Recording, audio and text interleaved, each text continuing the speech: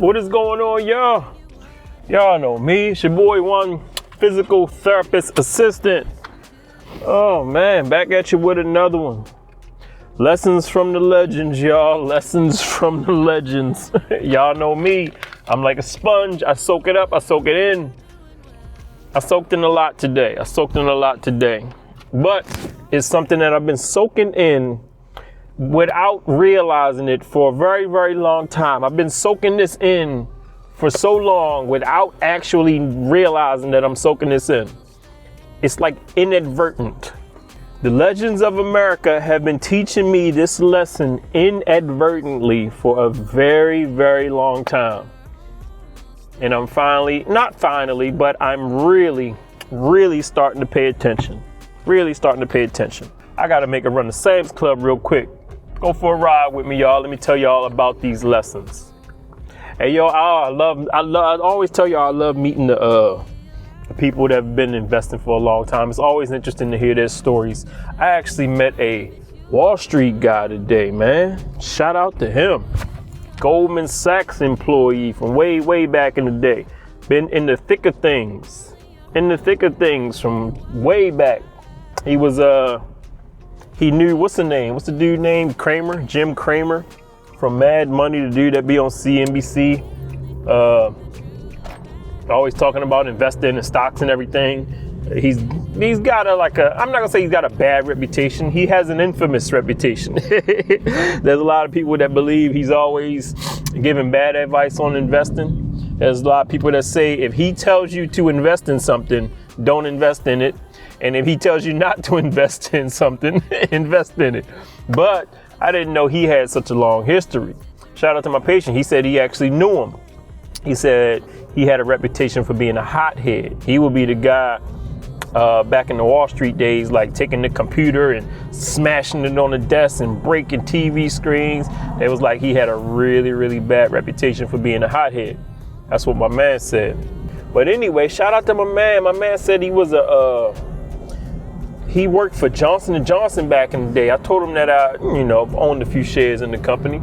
Johnson & Johnson doesn't have the best reputation, but he gave me a history lesson, y'all. Did y'all know about the Tylenol scare of the 1980s? Now, y'all know Tylenol, right? It's worldwide. People take it for pain relief. Some people don't like it, say it doesn't do much for pain, but it's given for pain relief all the time. It's used in a lot of facilities I work in. Like, they keep that on deck all the time, especially when the patient can't have something too strong. They can get Tylenol. But Tylenol is known worldwide for pain relief. But did y'all know about the scare in the 1980s, the Tylenol scare? I hope if I tell you this history, I don't scare you. But this is real history. This is what happened. Shout out to my man. He worked for Johnson & Johnson back in the day, and he asked me if I remember that. I was 2 years old. I may have heard a little bit about it, but I don't know much about it. So I said, enlighten me, man. Share the history. I want to know. Well, if you notice on all of your medications and products and not prescriptions, but like over-the-counter medications, everything has sealed on it. The aluminum seal, aluminum foil seal, the Tylenol or Aleve, whatever you buy, has aluminum foil seal on it. You know why that is? That was because back in 1980, I think it was 1982, there was somebody who was putting cyanide in Tylenol bottles, in the capsules. But the person or whoever it was, the people, they were able to open these bottles easily, and these bottles got shipped out because they didn't have a seal. They didn't have like a seal that you break to get them out. They just had, it's just the top. So some people was taking the capsules and opening them up and putting cyanide in them. And a lot of people lost their lives back in the 1980s in, I think, Chicago. Okay, I'm not very accurate with the history. This is what he was telling me. But yeah, man, it's interesting story, And Johnson & Johnson went through a whirlwind of problems because of this, because they had this thing going on. Ready to stop and get some gas. And Johnson & Johnson, man, they went through so many problems because of this issue. The stock dropped, They lost a lot of money. Tylenol sales plummeted, all these problems. And he told me he got laid off because he worked for Johnson & Johnson. He got laid off during this whole issue. Now, you think, 40 something years later, Tylenol, you don't hear no, craziness with Tylenol, but a lot of people lost their lives, and there was this big scare across the United States. And this whole situation was a big part of the reason why some of the things you buy have seals on them, aluminum foil seals and packages and stuff like that. Interesting stuff, yo. I love learning history like this. Let's think about all the things you open with special seals on it. All right. A lot of this was started by Johnson & Johnson from that scare back in the day. They call it the Tylenol scare. But anyway, y'all, today's video, we're going to talk about something that I have inadvertently been learning about for a long time. And that is geographical arbitrage. Do you know what that is? I'm going to tell you in a second. I'm ready to pump some gas.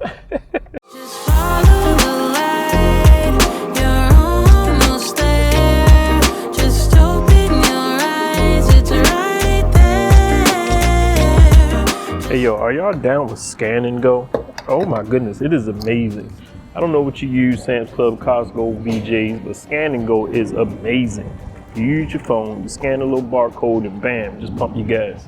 And I'm great running the Sam's Club, right? And I'm great to go shopping, and when you Scan and Go, you just scan your items, put them in the cart, and just walk out the store. I got some co-workers, they're a little bit older, right? Like in their mid-50s. They're a little bit older, and they do not like the idea of Scan and Go.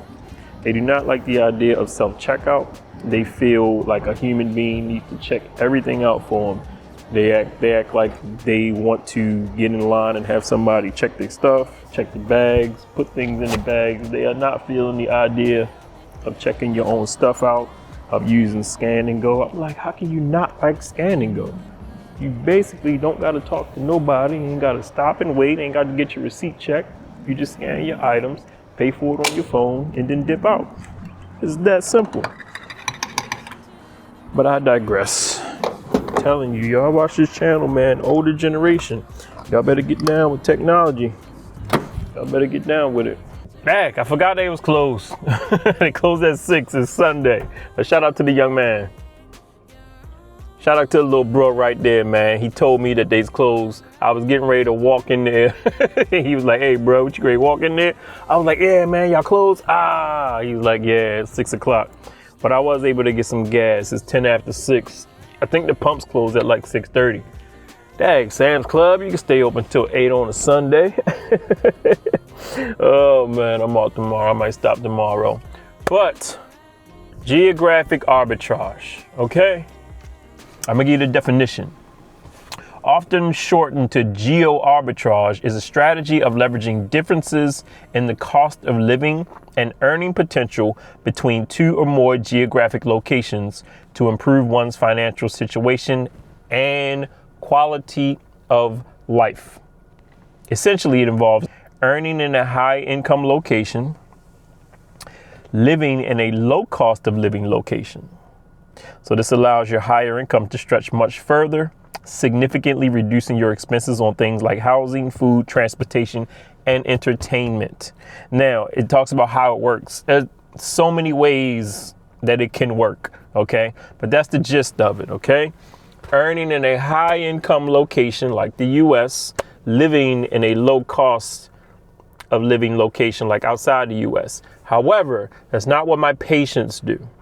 My patients do the I'm not going to say the old school way. I might call it the old school way, but it's more of utilizing that even in the United States of America. What I've been learning from my patients over the last 10 to 15 years is so many of them take advantage of this, even just within the United States of America. Hear me what I said.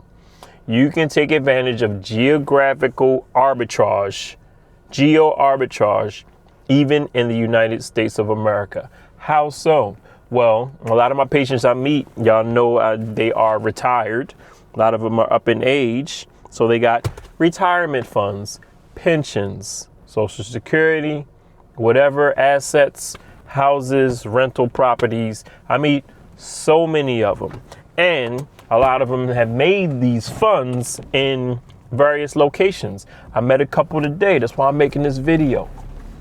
Y'all know that I lay my head in the state of Delaware. Lower, slower Delaware, that's what they call it. Now, I didn't even know about Delaware when I moved here. I moved here because of a job. But I didn't know much about Delaware. But I've learned so much about it. And working with my patients, I have met so many that come from places like New York, New Jersey. I know y'all hear me talk about this a lot, but I'm gonna highlight a couple today. One of them, and then a guy who worked for Goldman Sachs. You know Goldman Sachs. It's GS. It is Goldman Sachs, one of the rulers of the world when it comes to the financial space. But anyway, made his bread in the state of New Jersey. Nice guy, nice guy. But got older, retired, big pension, assets out the wazoo. Why on God's green earth would he stay in a place like New Jersey? Why? Why would he do that? He told me his property taxes got up to about $11,000 a year. I have heard so many scary property tax stories from the state of New Jersey, it ain't funny. The highest I've heard coming out the state of New Jersey, I had a guy who was paying $21,000 per year for his home in New Jersey. I've had $11,000, $14,000. I'm like, oh my goodness, I think my property taxes in Delaware are like $1,400, $14,000, and there's no really rhyme or reason as to why. That's just the way it is. You know, New Jersey is New Jersey. High cost of living, school systems and all of that, got to pay high taxes on it. But I have met so many that have said, you know what? I am good. I'm going to take my funds and go live somewhere else. How about a little state called Delaware? And so many have found a better quality of life, lower cost of living, better health care. That's up for debate. But a lot of them have settled, and I meet them later on in life, and I keep it real with you. I have not met many who regret their decision. I have met many who say it was the best decision for them to make. I remember one guy who was a business owner, multi-millionaire, who even in retirement stated to me, he said, yeah, I can still afford New Jersey. He said, I can afford to live in New Jersey till the day that I die. He was like, but I don't want to. He said, I don't want to pay for New Jersey anymore. He said, you know, I've done my thing. I've contributed. I've, helped people with jobs. I've created some jobs through my businesses. I've made a lot for myself. And now I want to chill. I want to relax. I don't want to pay those high prices anymore. And can you blame them? Can you blame them? I met another guy today from the state of New York. Did the same thing, same exact thing. Rolled out, came to Delaware, and found a nice retirement, and is able to spend his funds, spend his pension, do all of that stuff that, people want to do in retirement. Want to chill, man. You want to chill and enjoy the fruits of your labor, right? The spoils of victory. You want to chill and enjoy all of that. You don't necessarily want to be trying to keep up with all of the rising costs and the hustle and bustle. Now, what do I learn from them? I learned that this is a thing that can easily be done if you're willing to do it. Many people aren't willing to do it. Many people are good with comfort. Many people get comfortable. I don't like comfort. I don't like comfort. I want something different. But it all depends on who you are. Now, the thing about now is what's becoming more and more prevalent is practicing geographic arbitrage, not just in the United States of America, but even outside the United States of America. There are places where I guarantee you, got some guys wheeling on bikes. There are places where I guarantee you, outside of America, you can find a lower cost of living You can find better health care. You can find better quality of life. You can find safer. Yes, I said that, safer. Better food. I mean, how many more things do you need? How many more factors do you need before you consider this? You feel what I'm saying? How many more factors do you need? And there's also studies that show that places where there are higher costs, places where there is abundance of wealth, you know what tends to happen in those places, like the US? Murder rates are always higher. Murder rates higher. Suicide rates are higher. Crime always higher, because you're always going to have a poor class. And what is that poor class typically driven to do? Well, not all of them, but many of them are driven to make drastic decisions. You know, many of them dealing with the stress and the turmoil and, the rising costs. Many of them turn to other means. You feel what I'm saying? So I say all that to say, I learned a lot from my older patients. I learned so much from them when it comes to geographic arbitrage. It's not even funny, man. I meet so many of them who practice it, but have practiced it within the United States of America. But it's becoming more prevalent to even look for other options outside the United States of America, because we're becoming, through social media, we're becoming more global instead of national. You feel what I'm saying? The world is becoming more globalized instead of the country becoming more nationalized. So with that said, y'all know me, y'all respect your elders as always and learn from them. They're teaching so many lessons to me. And I said I'm learning this stuff inadvertently. I inadvertently learn them lessons. When I meet a person, I ask them, where you from? Oh, I'm from here. I retired from here. I found a nicer place here. I built this custom place here. I met a guy today who has a swimming pool in his basement. Got a custom built house. You ever seen a swimming pool in a basement? You got a basement with a swimming pool in it? Huh. He said, yeah, custom built. I said, that's interesting. That is very interesting. I don't know if I would do that. But anyway, y'all, it is your boy, one physical therapist assistant. I'm about to get my tropical smoothie. So y'all, the moral of the story is, if you're considering it, think about the fact that I've met so many older people who have made that decision, lived out that decision, and are happy at the late stages of life with that decision. I do not meet many regrets. I do not meet many regrets of people who have taken advantage of geographical or geo-arbitrage. Trust me, y'all. So I'm just highlighting lessons that I learned, y'all, highlighting lessons. And now, what do you think I'm thinking about? I do tons of research on places to practice geographical arbitrage. What do you think I'm grinding for? What do you think I'm grinding towards?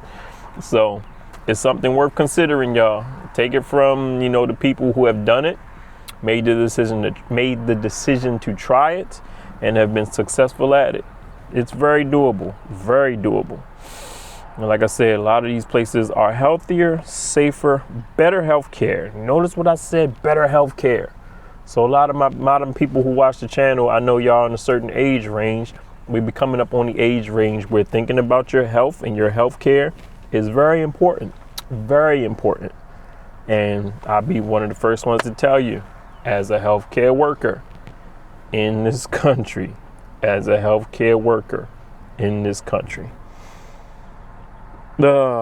don't want to put down the healthcare system. I don't. I would just say the main problem in our healthcare system is it's big business.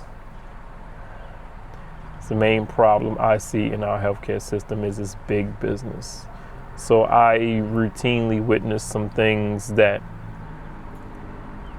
let's just say, I'm not comfortable with because it's such a big business, but I understand why it's like that, because it's big business.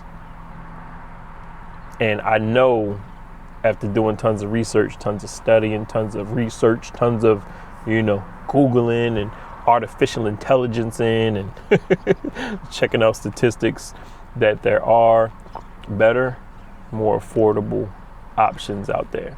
And I'm not bashing our healthcare system because I'm a part of it. I work in it, you know. There's a lot of good things about our healthcare system, a lot of great healthcare workers. But overall, statistically, there are better, affordable options out there. So I appreciate y'all for coming through. As always, respect your elders, respect them, learn from them. Hey, how you doing? Yeah. All right, thanks a lot, man. No problem. All right. So as always, y'all, respect them, learn from them, help them out whenever you get a chance, and I will holler at y'all in the next video. Just follow